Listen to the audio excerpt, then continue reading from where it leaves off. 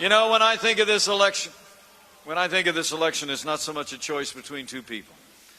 It's really a choice between two futures. So let me tell you where I stand. I choose a stronger America. I choose a more prosperous America. I choose an America that upholds our highest constitutional ideals, so I choose to stand with Donald Trump and every American who believes we can make America great again. You know, and it's not like it's exactly been a fair fight out there. You know what I'm saying? I mean, ever since I joined this ticket, I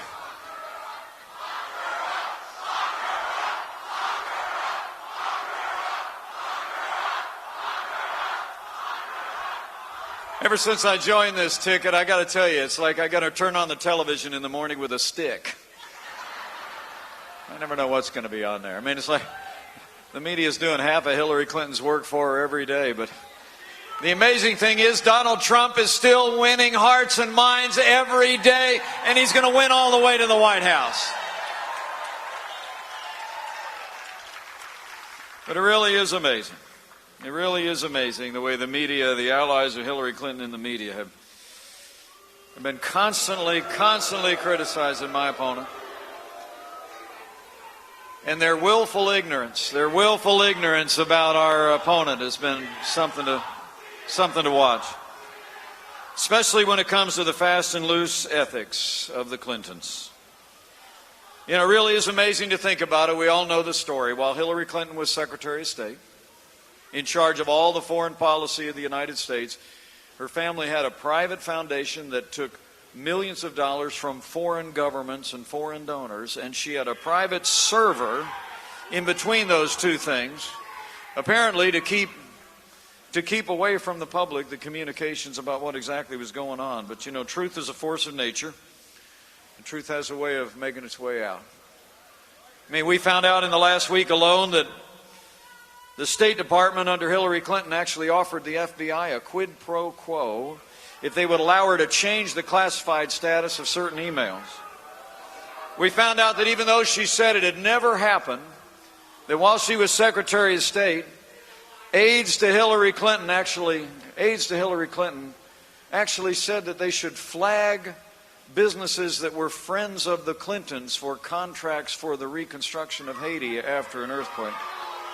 And then just this week we learned about the fact that a top aide to the Clintons would raise money for the Clinton Foundation from top-tier corporations, many of which were also lobbying the State Department, and then at the same time press those same corporations for personal contracts and personal income for Bill Clinton. They're even calling it Clinton Incorporated. But the big breaking news today, you may not have heard about it standing in line, folks,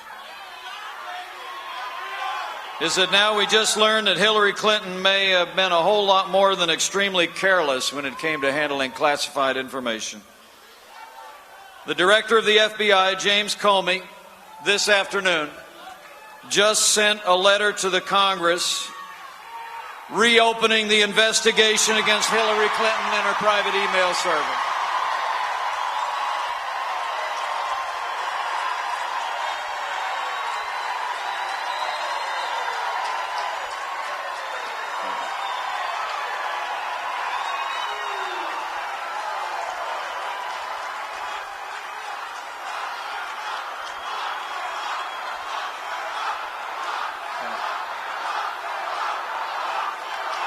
Now let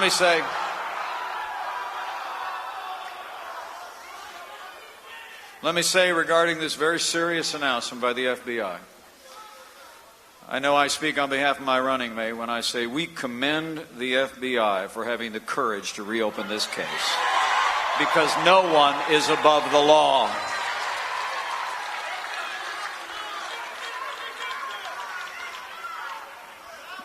But let me say this.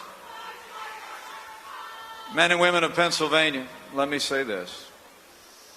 with just 11 days left before a national election, an election of such enormous consequence in the life of this nation, we should heed the words of Abraham Lincoln, who said, "Give the people the facts and the republic will be saved." We call on the FBI to immediately release all the emails pertinent to their reopened investigation. The American people have a right to know, and they have a right to know before Election Day.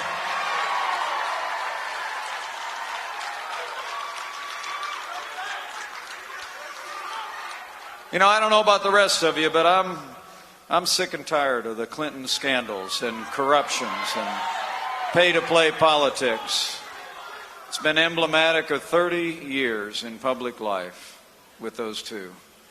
But I'm going to tell you what, it all comes to an end in 11 days when we elect Donald Trump as the next president of the United States of America.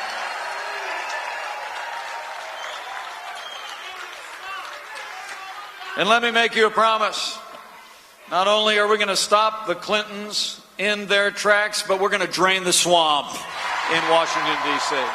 with ethics reform that gives us government as good as our people again.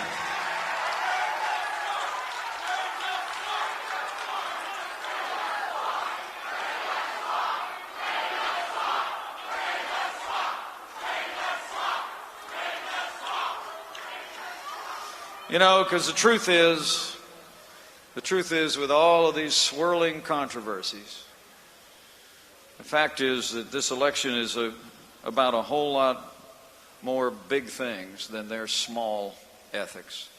It really is. And we need to talk about it in the days that remain.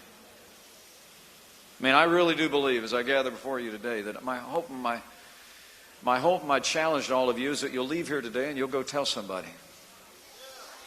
And not just the breaking headlines of today, but I hope you talk to them about the big things, about security, about prosperity, and about the Supreme Court of the United States of America.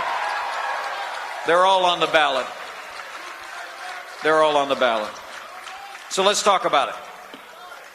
On the security front, despite traveling millions of miles as our Secretary of State, there's no question that the world is more dangerous today than the day that Hillary Clinton and Barack Obama took over our foreign policy.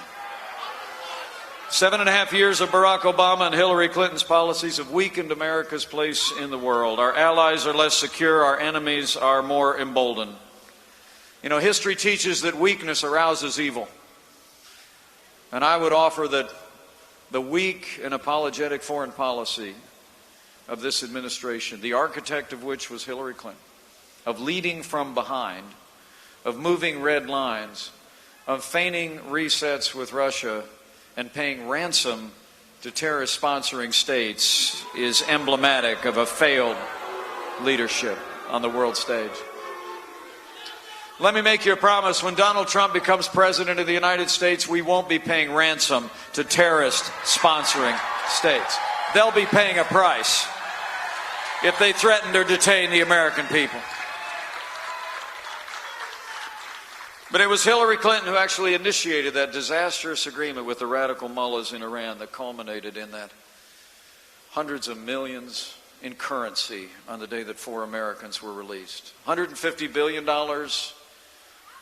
to Iran and only a delay in their nuclear ambitions.